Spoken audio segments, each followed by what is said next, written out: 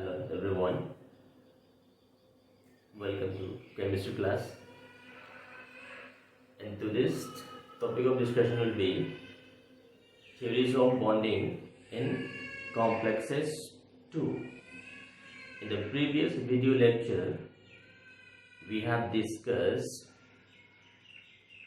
valency bond theory. What are the important aspects of valency bond theory? By use of this valence bond theory, how we can predict the hybridization, how we can predict the shape and geometry of the complex, how we can predict the magnetic behavior of the complex. What are the important features and what are the demerits of this valency bond theory that we have discussed? And bonding in octahedral complex, bonding in tetrahedral complex, and bonding in square planar complex. We have dealt in detail of this valency bond theory. Now, there were some important demerits of valency bond theory. To overcome these important demerits, a new theory was proposed. This is known as crystal field theory, simply known as CFT, crystal field theory. So let's start with crystal field theory.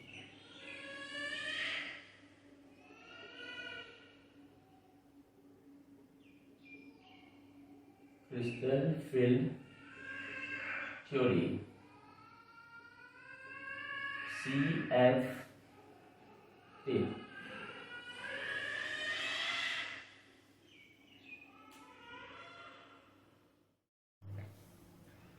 Now, this crystal field theory was initially proposed by Breithe and Van Vleck and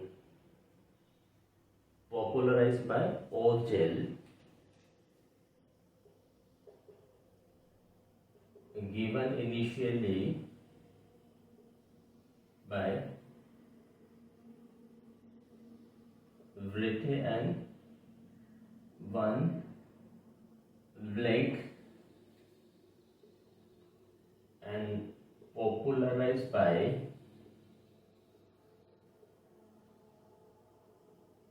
Orbital. So now let's start with, first we'll start with what are the important postulates of this crystal field theory.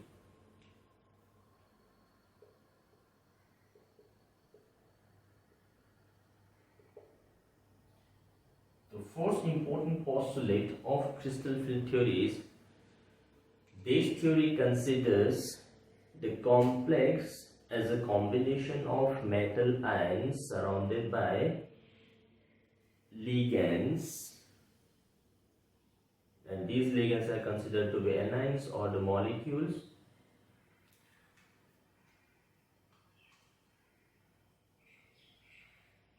So first postulate is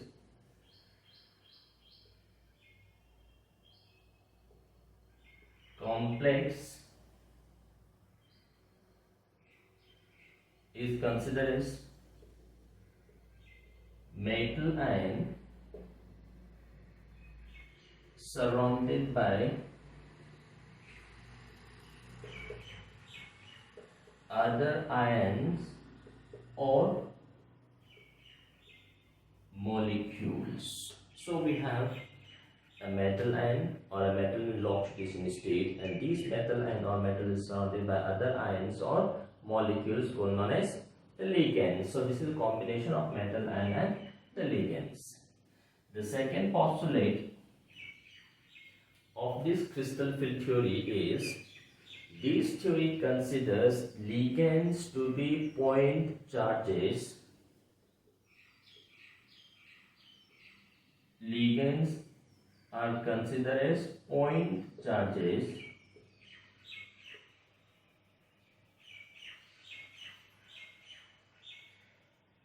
Number third postulate of this theory is, now we have an interaction between the central metal ion and the ligand. Now the interaction between the central metal ion and the ligand is purely electrostatic attraction. That means the bond formed between the central metal and the ligand is considered to be purely ionic, and there is no question of covalent character in crystal field theory. That means there is no overlapping of orbitals of metal and ligand in crystal field theory. To simply saying, the attractive force between the ligand and the metal ion is purely electrostatic, resulting in the formation of purely ionic bond between the metal and the ligand. Now, when we consider this to be purely ionic, there is no overlapping of atomic orbitals of metal and ligand. Since there is no overlapping of atomic orbitals of metal and ligand, there is no consideration or no room for covalent character in crystal field theory. So the third postulate says attraction between metal ion and ligand is electrostatic in nature. So when we say this electrostatic in nature means bond formed is purely ionic. So we have this metal ligand bond. So metal ligand bond is purely ionic. When we say this is purely ionic, then there is no overlapping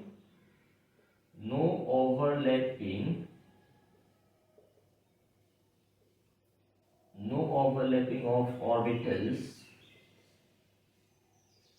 of metal and ligand. So when there is no overlapping of orbitals between the orbitals of metal and ligand, there is no covalent character.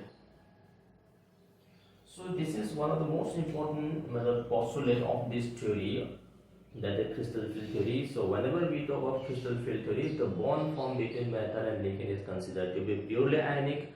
When we consider this to be purely ionic, the interactive force is electrostatic force or coulombic force of attraction between oppositely charged ions.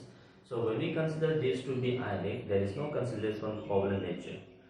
So since there is no consideration for covalent nature, there is no overlapping of atomic orbitals of metal and ligand. So this is the fourth postulate of this crystal field theory. Now the next postulate of this crystal field theory is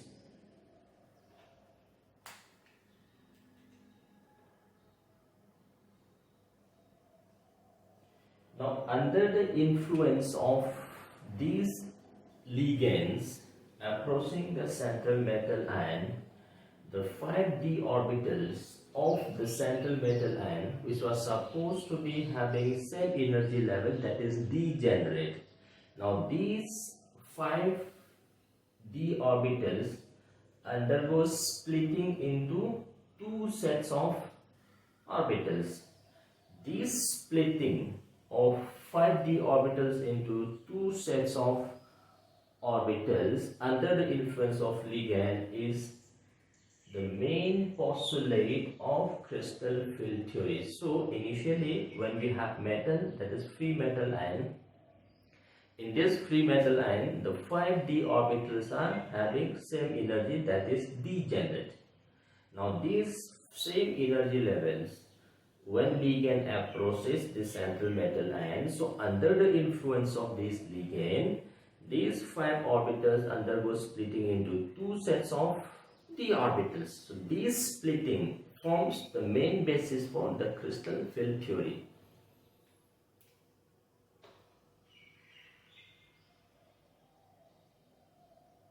Five d orbitals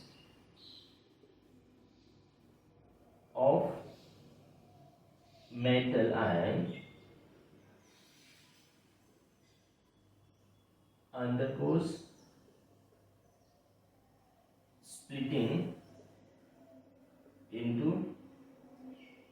sets under the influence of ligands. This splitting of the orbital is the main basis of this crystal field theory. So we have this, the postulates of the crystal field theory. Now normally ligands are considered to be anions, but there are many ligands which is neutral in character.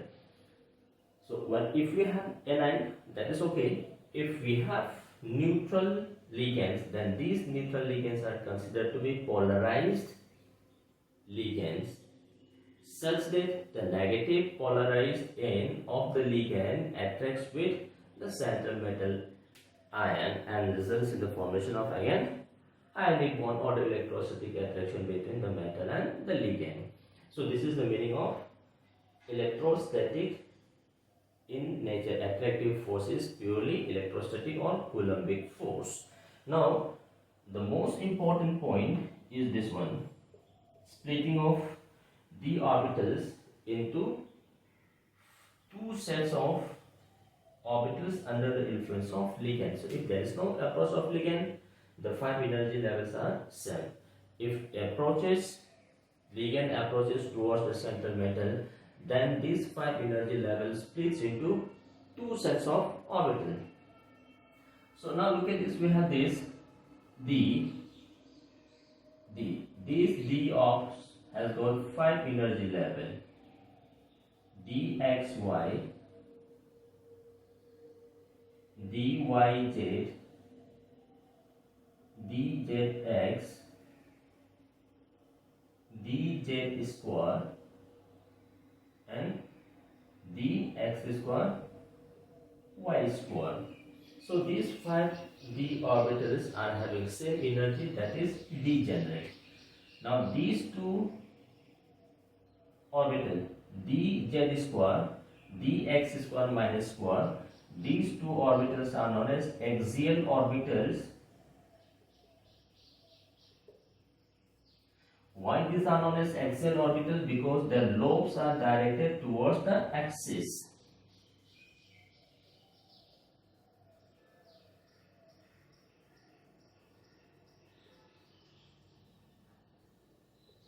Directed along the axis. dz square purely along z axis, dx square y square along x axis and y axis. Since the orientation of these orbitals, the orientation of the lobes of these two orbitals are purely along axis, these are known as axial orbitals. And in this crystal field theory, these axial orbitals, these are known as T2G. T2G means, these are known as EG. This is evenly degenerate. So we have this.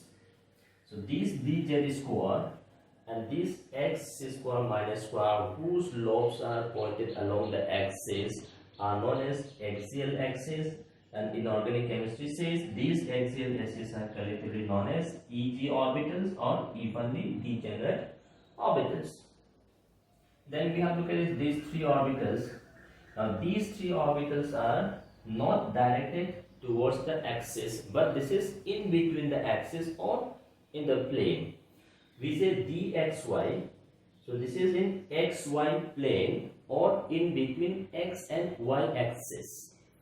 dyz, the lobes of this orbital are along yz plane or in between y and z axis. dz square zx, this is in zx plane or in between z and x axis. So these 3 orbitals, these are known as non-axial orbitals. So these are known as non-axial because their axes are not directed along the axis, directed in between the axis. Inorganic chemistry says these three orbitals, these are known as T2G. So T2G stands for triply degenerate. So these 5d orbitals splits into two sets of orbital. One is known as Eg set of orbital. Eg set contains dz square and dx square minus square, which is known as axial orbitals. The another set of orbitals is known as non-axial orbitals. Why they are called non-axial? Because they lies in between the axis, not along the axis, or in the planes. These non-axial orbitals are grouped as T2G, that is triply degenerate. So these 5 energy levels, which are supposed to be having same energy level, now splits into two sets of orbitals under the influence of this approaching ligand. So this splitting of these d orbitals into T2G and Eg forms the backbone of the crystal field theory. So basis of this crystal field theory is splitting of these d orbitals into T2G and Eg. So these T2G and Eg, that is splitting of the orbitals, and this splitting is the backbone of Cft.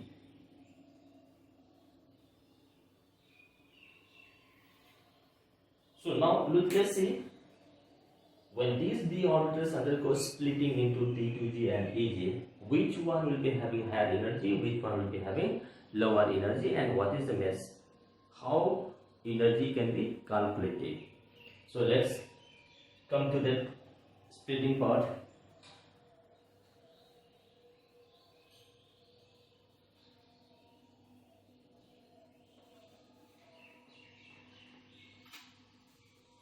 Now let's start with Cftn octahedral complex.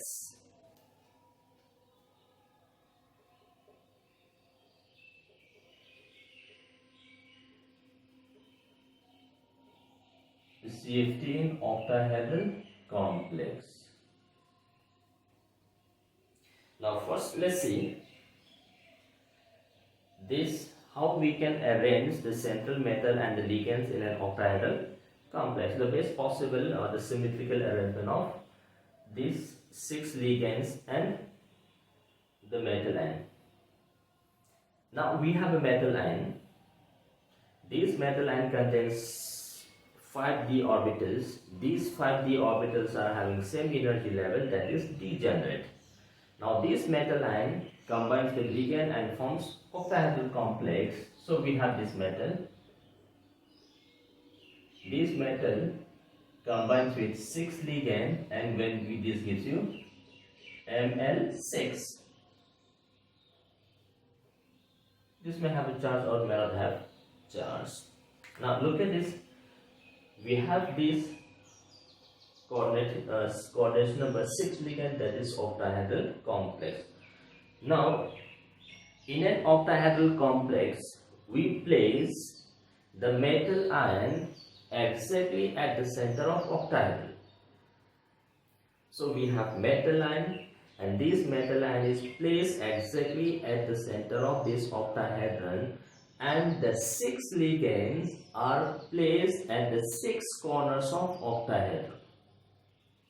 So I repeat, in this octahedral complex, we take this metal, or we place this metal exactly at the center of octahedron, and the 6 ligands are occupying the 6 corners of octahedron.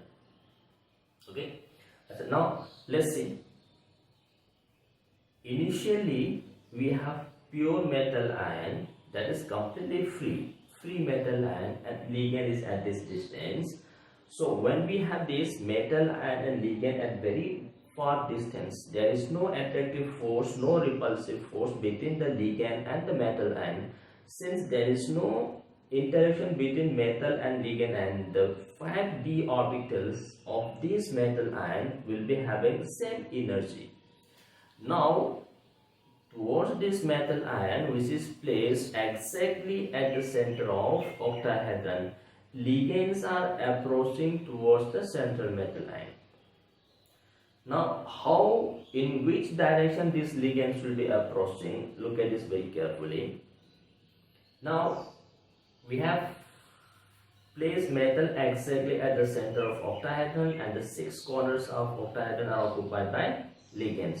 Now, the base symmetrical way of approach of ligand will be 2 ligands approaching from opposite side of the same axis. Means 2 ligands approaching from x-axis, 2 ligands approaching from y-axis, and 2 ligands approaching from z-axis.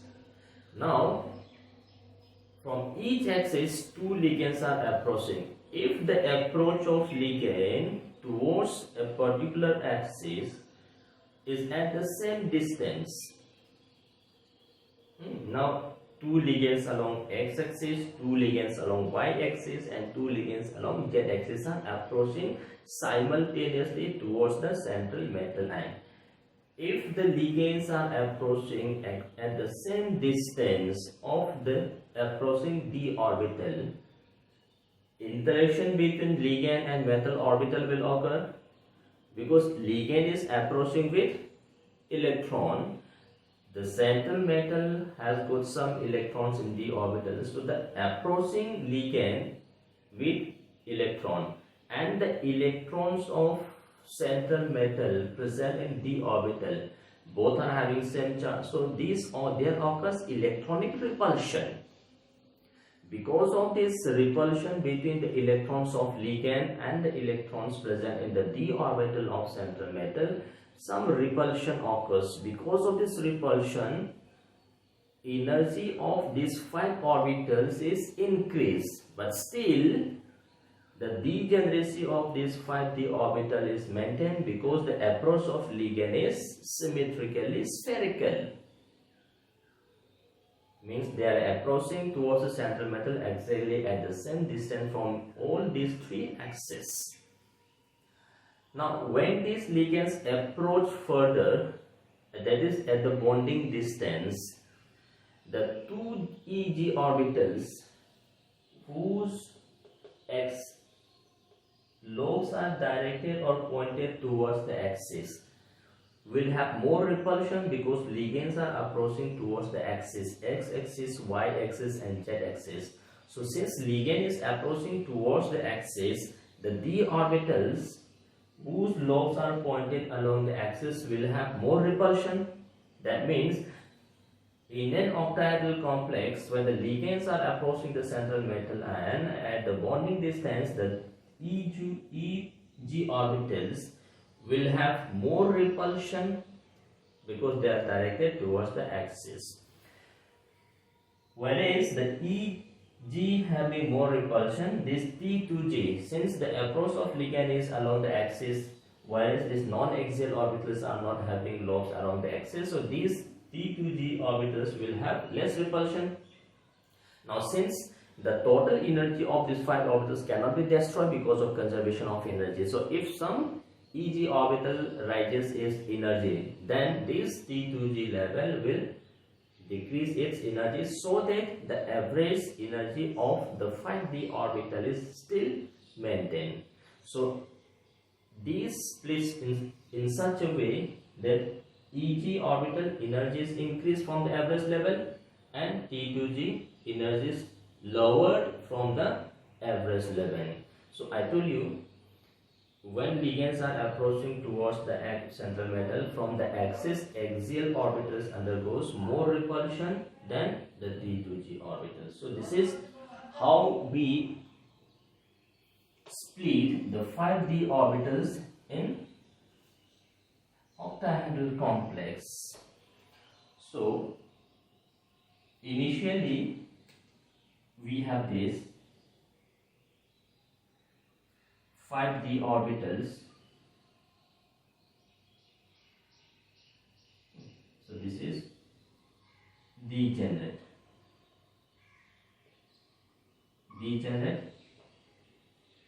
free metal ion.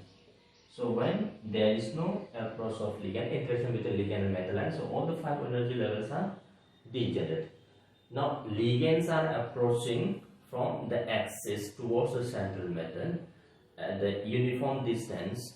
So because of this, the repulsion between electrons present in d orbitals and approaching electrons of ligand undergoes a repulsion. Because of this repulsion, the energies of these 5 orbitals are increased slightly. Still degeneracy is maintained.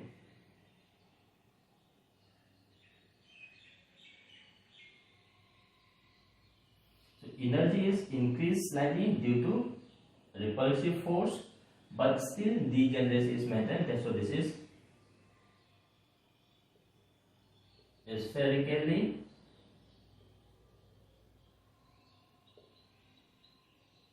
symmetrical field. Now ligands are further approaching towards the central metal and at the bonding distance. When ligands approaches this d orbital at the bonding distance, these further splits into 2 sets of orbital.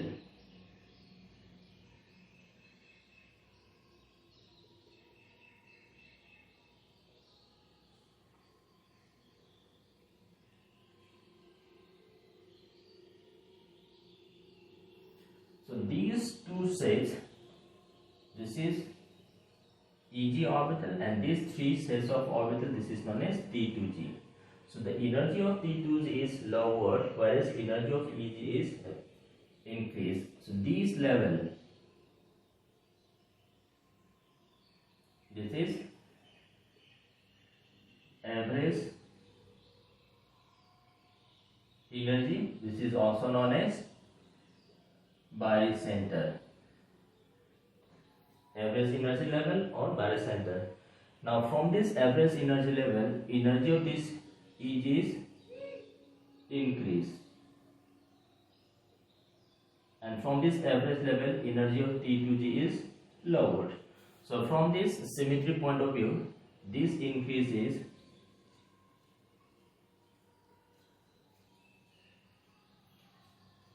plus 3/5 delta O, that is plus 0.6 delta O, and from this average energy of each T2G is decreased or lowered by this value minus 2/5 delta O or minus 0.4 delta O, and the energy gap or the distance between this T2G and Eg, this distance,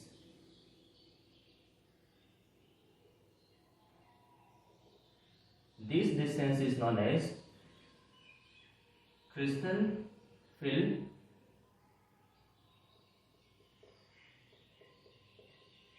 splitting energy or crystal field stabilization energy.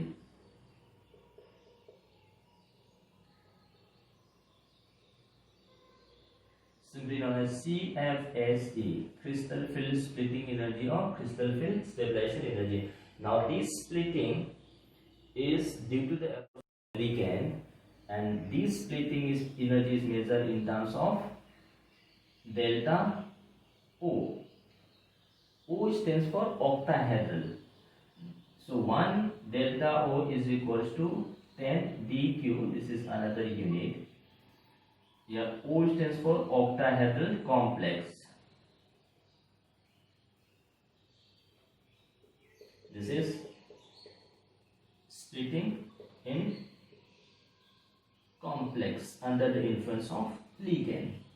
So this is how these 5 d orbitals undergo splitting into 2 sets of orbital in octahedral complex. Energy of each Eg orbital is increased, whereas energy of T2G orbital is lowered by minus 0.4 delta O. That means for every electron that is entering into this T2G level, there is decrease in energy by minus 0.4 delta O. That is stabilization.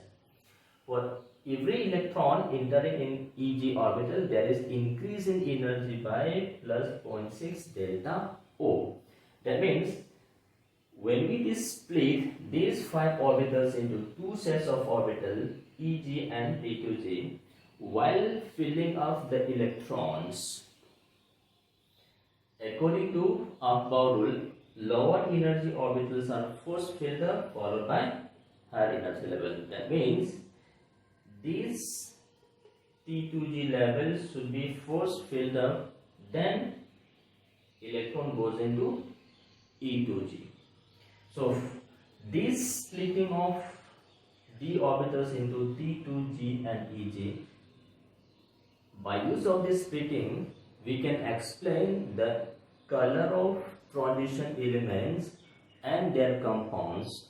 So in the chapter transition elements, we have used the term the color of transition elements and their compounds in complex are generally colored due to a phenomenon known as d transition.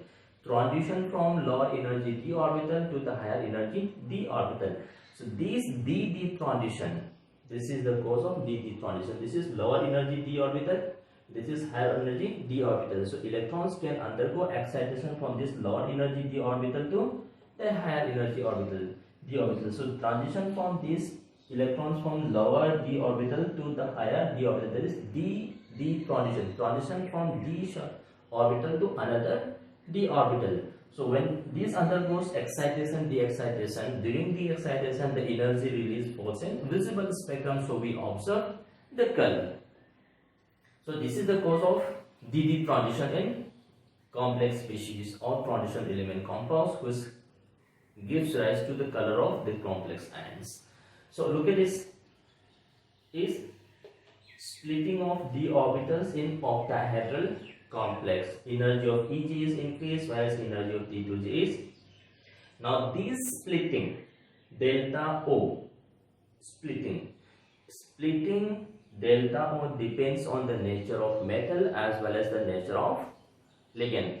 If the delta O is more, means distance between this Eg and T2G gap is more, the crystal field stabilization is more. As a crystal field stabilization is more, stability of the complex will be more. So as I told you, more is the splitting, more stable the complex. So stability of complex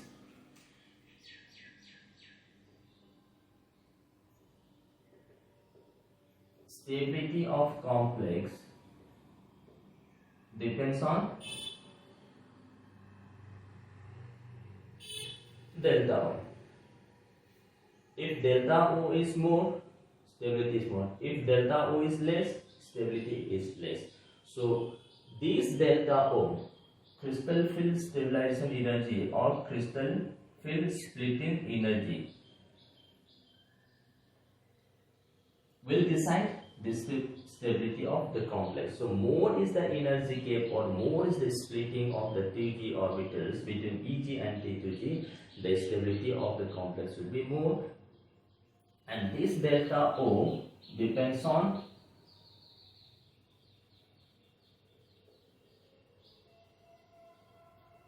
a metal ion.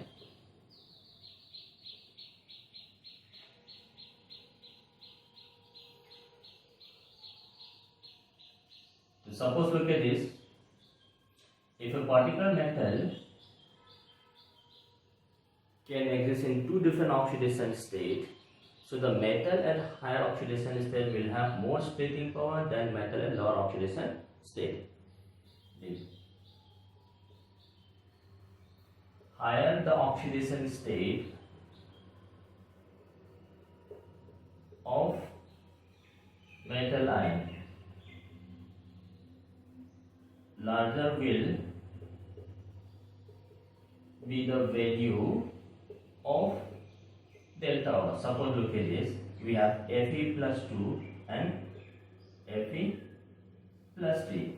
So the complex formed by Fe plus 3 will be having more splitting power than the complex formed by Fe plus 2.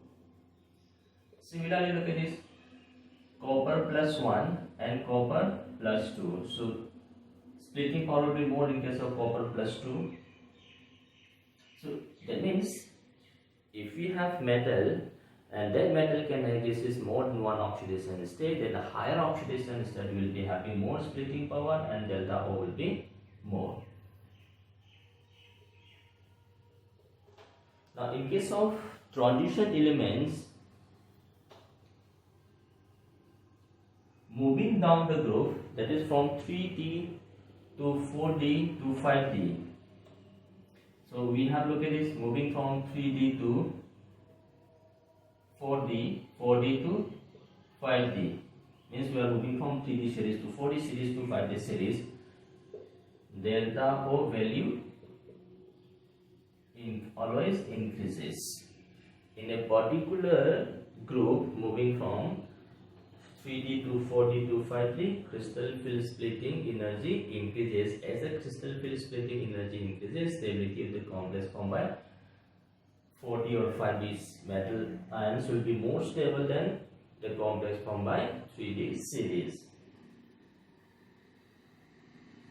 Now this splitting power also depends on the nature of ligand.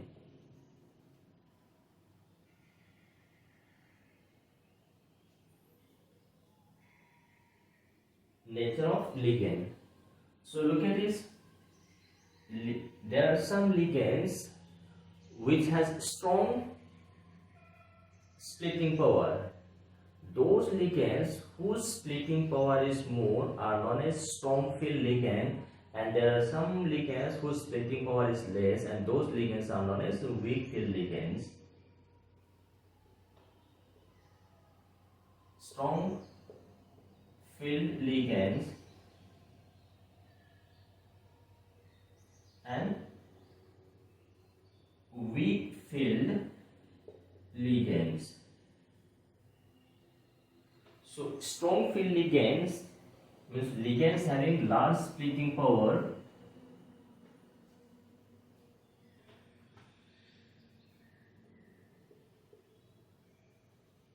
Ligands with large splitting power are known as strong field ligands, and weak field ligands, strong field ligands, weak field ligands, ligands with low splitting power. So based on the splitting nature of these two sets of the orbitals, ligands are classified as strong field ligand and weak field ligand. So strong field ligand, large splitting power; weak field ligand, low splitting power. Now the question is how to identify these ligands into strong field ligand and weak field ligand. For this we have a series which is known as spectrochemical series.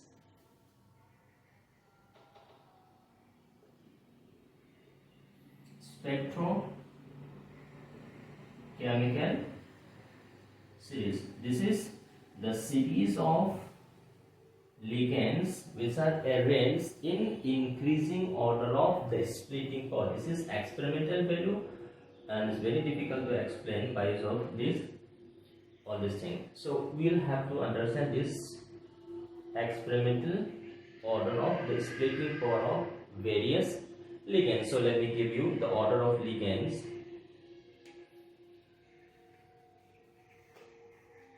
So the splitting power of various ligands in this spectrochemical series, this is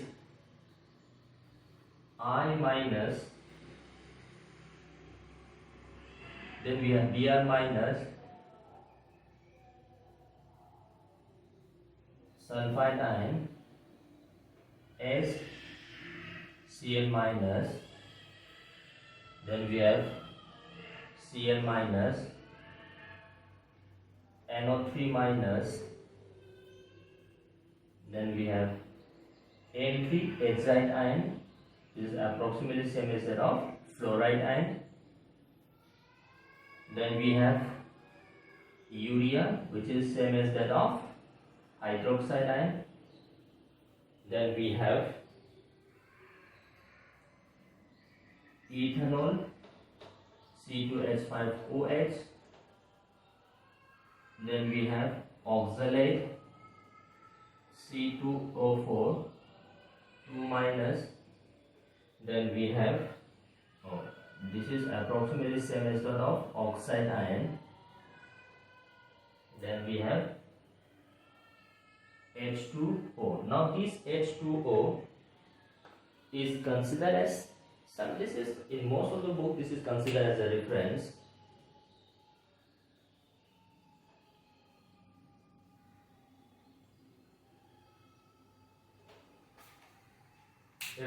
For measuring this. Then we have ethylene diamine tetraacetate. Then we have NCS minus. Then we have pyridine ammonia. Then we have ethylene diamine EN DPY dipyridyl. Then we have phenantholene. Then we have NO2 minus. Then we have CH3 minus, C6H5 minus, we have Cn minus, then we have CO. This is spectrochemical series in which various ligands are arranged in increasing order of splitting power. Now, there are some ligands on the left side of this water and on the right side of water. Those ligands on the left side of water, these are normally considered as weak field ligands, and those ligands on the right side are known as strong field ligand. So look at this, the strongest splitting power is in case of cyanide carbon. Now if you look at this very carefully, the splitting power of carbon as a ligand, CH3C, C6H5, CC, the splitting power of carbon donors is the maximum. And if you look at this, we have halogens, I minus, Br minus, Cl minus, I minus. So halide as a donor ligand is having the least splitting power. In between these two, we have, look at this, we have O, that is oxygen donor, oxygen, oxygen, oxygen donor. So halide, then we have oxygen donor, then we have, look at, these are all nitrogen donors, then we have C donors. So this is how spectrochemical series that which explains the splitting power of various ligands. So this delta O increases as the splitting power of this ligand increases. So as the splitting power increases, delta O value increases, crystal field stabilization energy or splitting energy increases. As the crystal field stabilization energy increases, the stability of complex also increases. So the complex formed by these strong field ligands are more stable than the complex formed by these weak field ligands.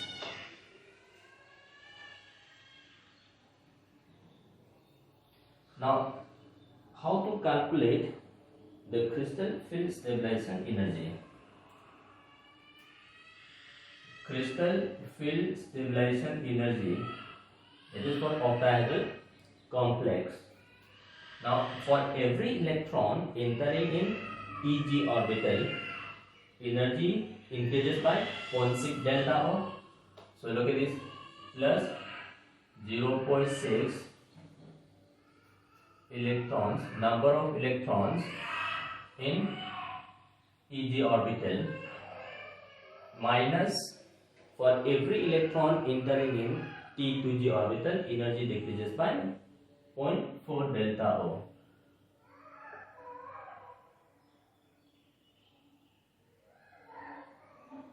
So for every electron, where NEG, number of electrons in EG,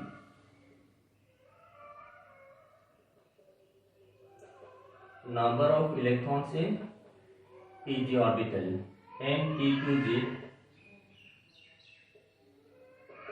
number of electrons in T2G.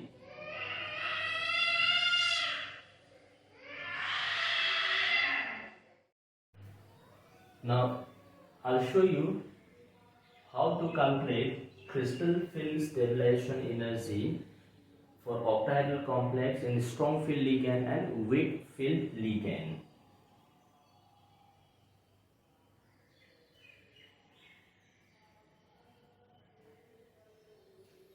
So this is strong field ligand, this is weak field ligand.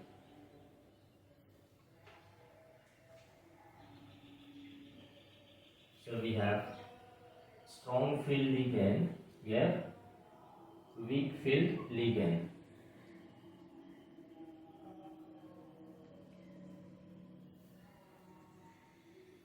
Suppose this is dx,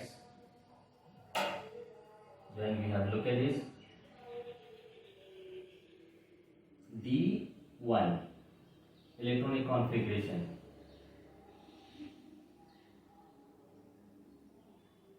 T2G 1, Tg 0, because T2G being lower energy, force electron is to be filled in lower energy T2G orbital. So crystal field, it is electronic configuration, crystal field stabilization energy. Now electron is entering in T2G. There is no electron in EG, so we have one electron in T2G. So crystal field stabilization energy is minus 0.4 delta O. Take this D2 configuration. We have T2 G2 EG 0. So we have second electron entering in T2G. So 2 into 4 minus 0.8 delta O. Then we have D3 T2G 3. Now look at this T2G3, this is half filled. So half filled stability. We have 3 electrons. So 3 into 4 minus 1.2 delta O. We have D4 configuration. Now the fourth electron will undergo pairing here. That is T2G4. Because this thing is strong field ligand, this will forcefully pair up the electron in T2G. So we have EG0, we have 4, so 1.6 delta O. D5 T2G 5 EG0, we have 2.0 delta O. D6 T2G 6, so T2G is completely filled up. So look at this, maximum stabilization occurs in case of D6 configuration in case of strong field ligand. So we have D7. Now since T2G level is completely filled up, so the next or the 7th electron enters in EG. So we have look at this 6 electrons in D2G minus 1 contribution of 1 electron. So we have minus 2.4 plus 0.6. So this comes out to be minus 1.8 delta O. That means we have 6 electrons in T2G. So minus 0.4 into 6.24. We have 1 electron EG. Contribution is 0.6. So 2.4 plus 0.6, that is minus 1.8. D8 T2G 6 EG 2. So we have second electron entering EG. So 2.4 minus 1.2. So 1.2. We have D9 T2G 6 EG 3. Again pairing of electron in EG orbital takes place. So 2.4 minus 1.8, so 0.6. So if you look at this, the maximum reaches here. maximum stabilization. So stabilization increases and reaches maximum at D6, then again decreases at D10. This will be having 0. This is strong field ligand. Now coming to weak field ligand, we have D1. This is electronic configuration, crystal field stabilization, energy delta O. Electronic configuration as it is T2G1 Eg0 minus 0.4 delta O. D2 T2G2 Eg0 minus 0.8. D3 T2G3 Eg0. Now since this being weak field ligand, the splitting power of this ligand is very low. That means the energy gap between E and T2G level is less. So this splitting being less, these ligands cannot forcefully pair up the electrons. So as a result, in case of D4, next electron moves in Eg because the pairing energy is more than that of splitting over. So electrons cannot be paired up here. So if you look at this, this comes out to be 0.6. So we have 3 electrons in T2G and 1 electron. So 3 into 4, 1.2 minus 6. Then in case of D5 configuration, we have T2G3 Eg2.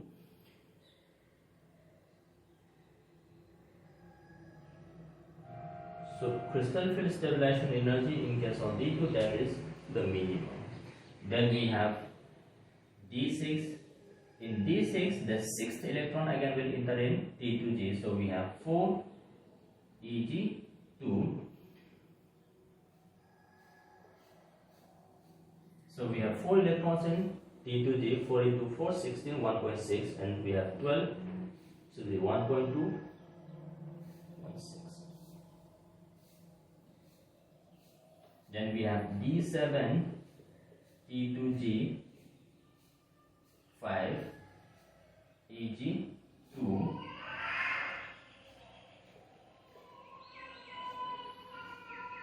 D8 T2G6 Eg2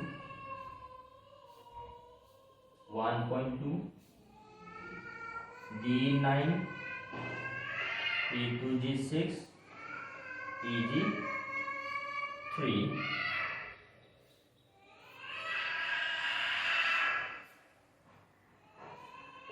So this is how we calculate crystal field stabilization energy for strong field as well as weak field, and along this we can also write down electronic configuration. So keep in mind, so while writing electronic configuration for the weak field ligand, first 3 electron enters in T2G, then the 4th electron enters in Eg. That means for this weak field ligand, the delta O value being less, the pairing energy is more, so pairing cannot take place. This is how we defined crystal field stabilization energy for strong as well as weak field ligands in case of octahedral complex.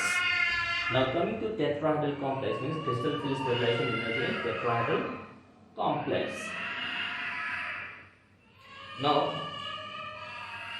complex formed by strong field ligands, electrons are forcefully pairing up in the d orbitals. Since electrons are forcefully paired up in d orbital, the complex formed by strong field ligands are known as inner orbital complex.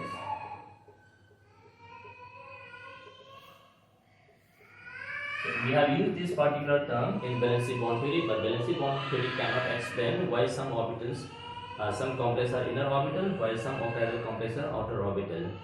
So if the complex is formed by strong field ligand, this will forcefully pair up electrons in the d orbital, and this results in the use of inner orbital d orbital, that is n-1 d orbital, and that is inner orbital complex.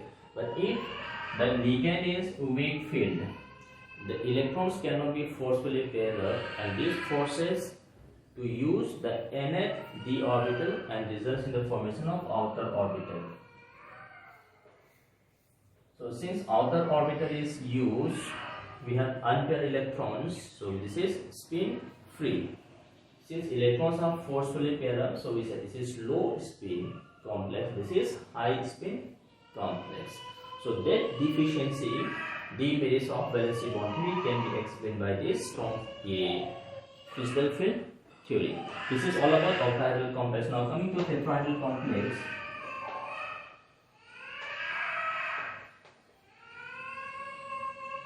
Crystal field theory in tetrahedral complex.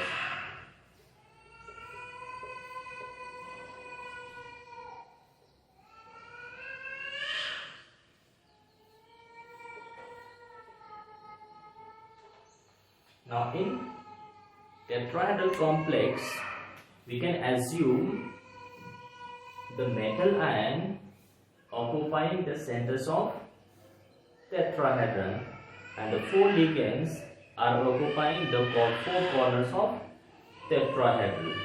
Now in case of tetrahedral, now look at this, only four ligands are approaching towards the central metal ion. Now in case of octahedral, 6 ligands were approaching towards the central metal ion. So the repulsion produced by 6 ligands obviously will be more than the repulsion produced by the 4 ligands. So the splitting power delta will be more in case of octahedral complex than in case of tetrahedral complex. Second point, in case of octahedral complex, the ligands were approaching along the axis, so there was a stronger or more repulsion between axial orbitals. Whereas in case of tetrahedral complex, the approach of ligand is neither along the axis nor in between the axis, but is more towards the in between the axis of non-axial. So in case of tetrahedral, the non-axial orbitals are more closer to the approach of ligand. These non-axial T2G orbitals will have more repulsion than EG. So the splitting will be just the reverse. So in tetrahedral complex, so we have look at this.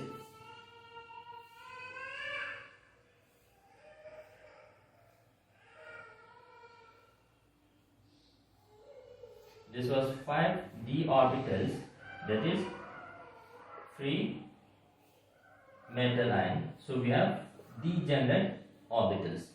Now ligands are approaching towards this. So in presence of ligand, this increases energy slightly. Still, the 5d orbitals having same energy, that is symmetrical. Symmetrical field.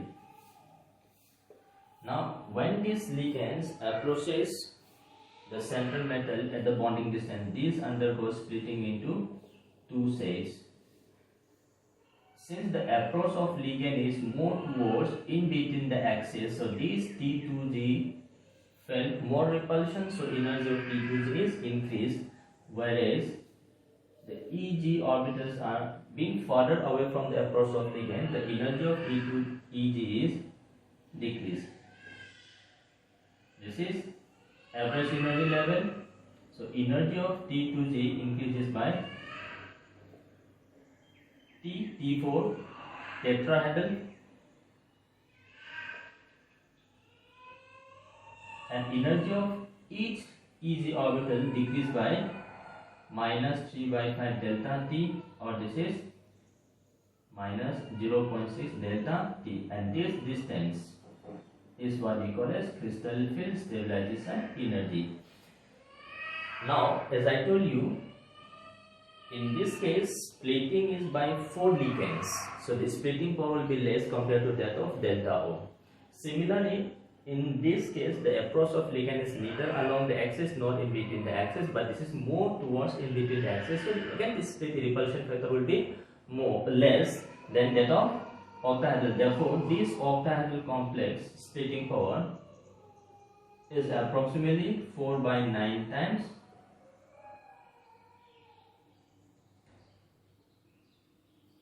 So crystal field stabilization of tetrahedral complex is approximately 4.9 times delta. So I told you why this is so, because in case of tetrahedral, splitting is by 4 ligands. In case of octahedral, splitting is by 6 ligands. So splitting by 6 ligand is obviously more than splitting by 4 ligand. Second factor, in case of octahedral complex, ligands are approaching directly towards the axis, so there is more repulsion. Whereas in case of tetrahedral, the approach of ligand is neither along axis nor in between the axis. So, but since repulsion factor is less, so splitting power is less. So this is tetrahedral. So if you look at this, this is just reverse. Okay, this is splitting in complex, that is tetrahedral complex. So I will give you for the same octahedral complex.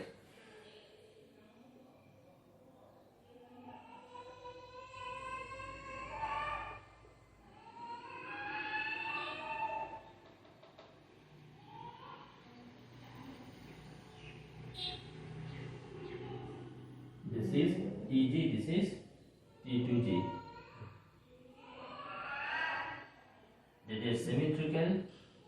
This is in complex, that is octahedral complex. This is average plus 3/5 delta O or plus 0.6 delta O. This is minus 2/5 delta O or minus 0.4 delta O. So this is just reverse. Octahedral splitting and tetrahedral splitting is just opposite of each other. This is crystal field splitting in tetrahedral complex. Now look at this. In case of tetrahedral complex, this splitting is less. Since the splitting is less, in tetrahedral complex, the pairing of electrons will not takes place because the pairing energy is greater than splitting energy. So pairing of electron does not take place in case of tetrahedral complex. Since the pairing of electron does not take place in tetrahedral complex, the tetrahedral complex are generally high spin complex. I hope you get this point. Splitting power is less, so electrons cannot be forcefully paired up in the orbitals. Since the electrons cannot be forcefully paired up, there are many unpaired electrons, so the spin of the complex will be high. So in most of the case, tetrahedral complex is high spin complex. So this is octahedral and tetrahedral splitting of these 5 degenerate orbitals under the influence of approaching ligand. So this is all about crystal field theory. So by use of this crystal field theory, we can explain color of transition metal complex. Color due to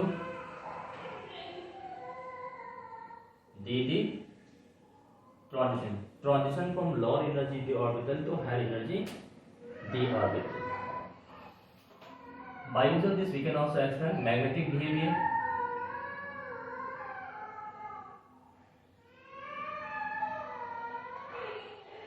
So we can explain the magnetic behavior of the complex, we can explain the color, we can also explain the electronic configuration of the complex and based on the nature of ligand. But apart from this, we also have demerits. Demerits of this crystal field theory is, this theory does not have any consideration for covalent. This considers the bond formed between metal and ligand to be purely ionic. No consideration for covalent character. Second point, crystal field theory considers ligands to be point charged, but in reality this cannot be point charged. Ligands are considered to be point charge. Number 3, in many of the complex there is a double bond formed between the metal and ligand, so this theory cannot explain the formation of multiple bond.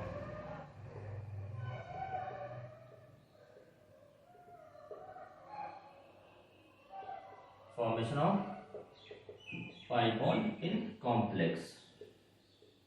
Now, while studying crystal field theory, too much stress has been placed on the central metal, the orbitals, ignoring the other orbital, that is s and p orbitals, as well as the ligand.